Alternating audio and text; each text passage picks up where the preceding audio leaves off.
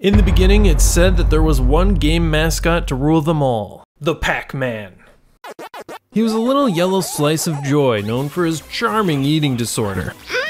Pac-Man's colorful and simple design made him a worldwide icon. Well, after a few revisions. His actual original design made him look like he was high. To face the competition, Nintendo mobilized to create everyone's new favorite gaming mascot, Donkey Kong.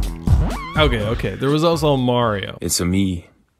Mario! That's not the voice. And Mario sold units. That made game publishers realize a dark truth. Now they had to create their own mascots to compete. Jump to the first great onslaught of mascots. At first they were pretty fun. Definitely not the nightmare fuel that was coming. You had Mega Man, Pitfall Harry, Link, Battletoads, and as graphics got even more advanced, you'd start to see more serious human characters like Snake from Metal Gear. War has changed.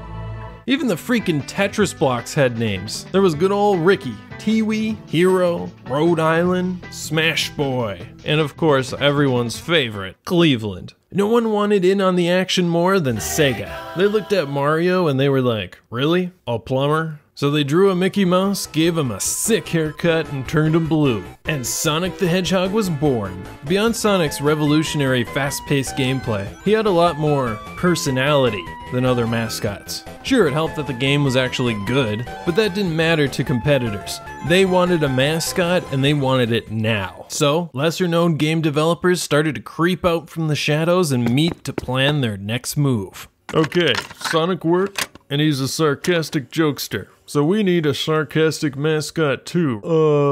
How about a little caveman that bonks things with his head? We could call it Bonk. That's genius, Johnson, but it's already taken. What about a game about Bill Clinton's cat? Bill Clinton. That's good, but somebody's already making it. What about a gecko that makes pop culture references? That's it. Gex review. At first, Gex looks like any other game mascot, but he is more. Gex is an icon for the ages. Just look at these graphics. Listen to the humor. Who opened the can of whoop-ass? And the gameplay. The gameplay is like an all-nighter at Richard Simmons' house. I want to dance with somebody. Gex is a gecko who used to be a secret agent. Now, he watches TV all day, which is why he knows so much about pop culture references. Reminds me of Halloween at Rip Taylor's. This is what Tim Burton thinks about when he's in the tub. I feel like I'm trapped in Boy George's pants.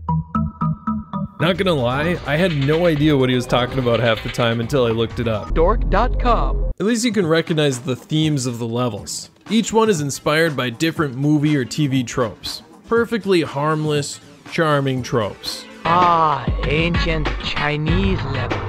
I'm Kung Fu. You can be a millionaire. Oh no. No! Not Gex! Last time I was here, I was dressed as a woman. Whoa. Let's just say that Gex's references are outdated and weird. Gex isn't exactly family-friendly mascot material, yet he was still meant to compete with Mario and Sonic. But don't you dare suggest that he's a copy of them. The second game in the series, Gex Enter the Gecko, was hyper-focused on originality. 3D environment, much like Mario. No, you heard that wrong. Gex is totally original. Crash Bandicoot-like environment. Okay, maybe Gex was meant to be a clone, but at least he's different. Then you get Bubsy. Look familiar? Bubsy in the Claws Encounters of the Furred Kind. I didn't just have a stroke, that's just a pun, cause he's a cat. So in Bubsy, aliens steal all the balls of yarn in the world. And Bubsy isn't gonna stand for that. He loves his balls. So he goes on a rampage until he collects every single one of the things. And they're not power rings, they're balls. It's not like Sonic at all. Even though Bubsy was clearly inspired by Sonic, the franchise did pretty well. But then came Bubsy 3D. What could possibly go wrong? Just top-notch voice acting here. Of course Bubsy had to be sarcastic like Sonic, because everyone knows that Sonic's sarcasm is the main reason they bought the games. Had nothing to do with the quality. I don't want to, but I have to mention this. There's a forgotten TV show pilot about Bubsy where this happens. Wake up! I don't know what, I don't know how, I don't know why. Let's just move on. But you know, over time, people took a liking to this little bastard. They even raised enough money on Kickstarter to keep the franchise alive in 2019 with Bubsy Paws on Fire. Money well spent, if you ask me. But in this era of 90s mascots, there's one that was completely forgotten. Did you ever hear the tragedy of Wild Woody the Wise. Call me Woody. Wild Woody! Wild Woody is the type of game that just slipped right by without anybody noticing. It was made for the Sega CD at a time where no one was buying a Sega CD, so no one really checked on the development of this horror game. So the story is that a totem pole of magical heads is threatening to destroy the world. One of them is a good head, and he has the idea to create Woody to hop into different magic drawings and track down the evil heads. Like Bubsy and Gex, this game is clearly inspired by Sonic, but there was potential behind the abilities like drawing sketches to help fight enemies, but the game's just weird. He uses his own ass to erase enemies. It's really weird. Woody literally goes to hell in the most epic scene of all cinema. And the name's not Pencil Neck, it's Woody! Wild Woody!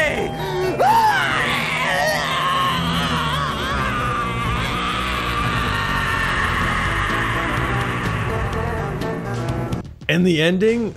Oh man, I just don't know why so many of these mascot games end with the main character getting laid.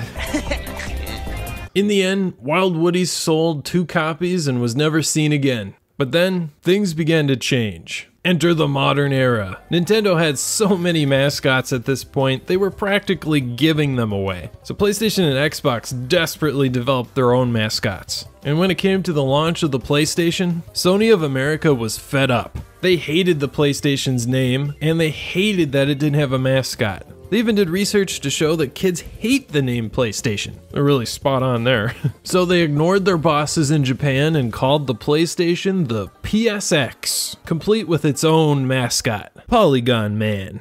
And they had a classic tagline, "It's more powerful than God."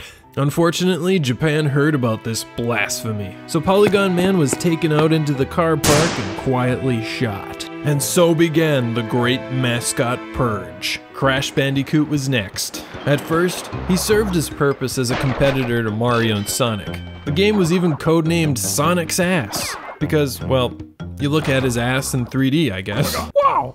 Crash got 3 successful games, but his time came soon enough. Sony's publishing contract expired and Crash became available on other platforms like Xbox and GameCube.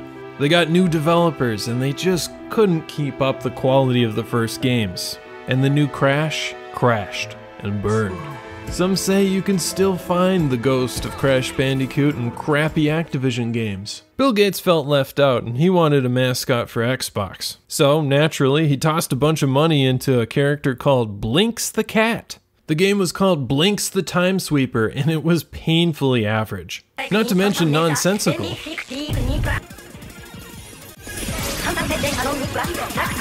As hard as Bill Gates tried, Microsoft could not choose its mascot for Xbox. Instead, the gamers forced it on them with Master Chief. Let's talk about taxes. Today, mascots are mostly dead. Sure, we have Cuphead, but it's just not the same. We just don't get these entertaining weirdos anymore. Could the age of mascots truly be over?